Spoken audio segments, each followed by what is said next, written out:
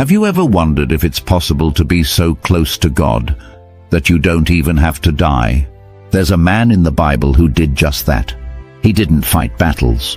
He didn't part seas. He didn't perform miracles. Instead, he walked with God, and one day he was simply gone. His name was Enoch, and his story, though short in the Bible, carries one of the most powerful messages of all time. Let's explore it. Enoch lived a very long time ago, before the flood, before Abraham, before Moses. He was born just 7 generations after Adam, the first man. That means Enoch's life happened during the earliest chapters of human history. In the Bible, we first hear about him in the book of Genesis, chapter 5.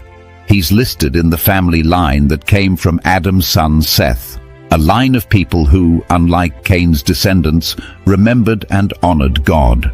Enoch was the great-grandfather of Noah, the man who would later build the ark and survive the great flood. Now, most people in that time lived for hundreds of years.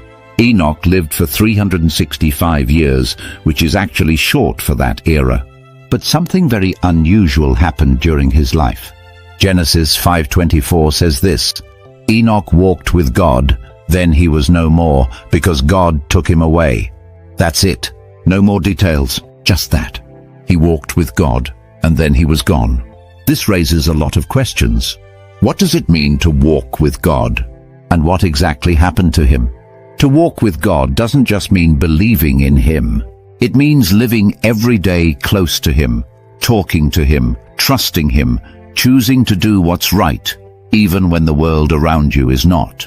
Enoch lived in a time when people were slowly turning away from God. The world was growing more violent, selfish, and full of sin. But Enoch chose a different path.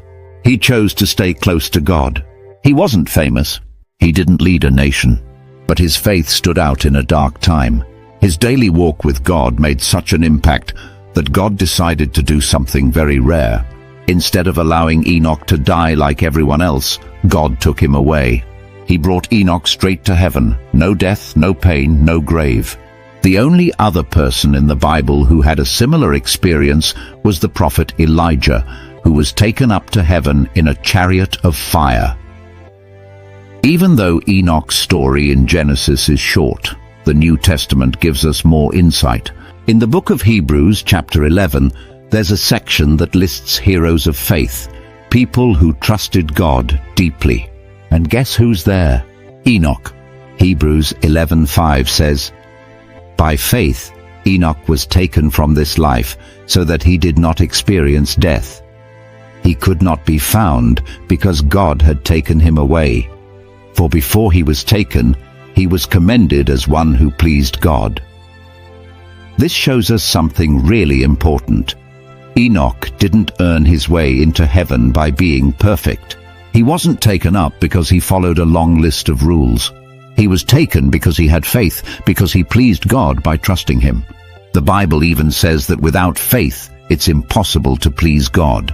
That tells us just how powerful Enoch's trust in God really was. Now, outside of the Bible, there's something called the Book of Enoch.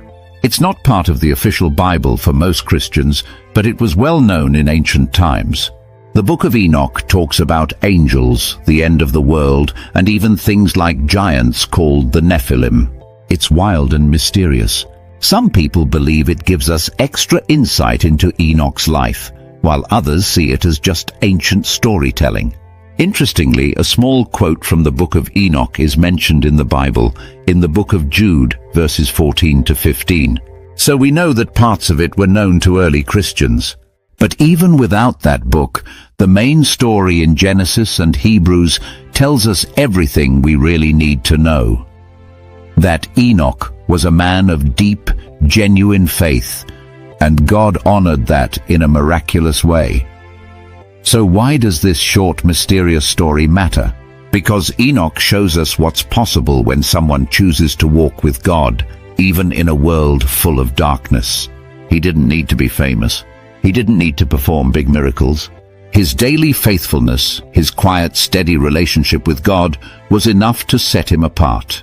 And that gives hope to all of us. You don't need a spotlight to be close to God.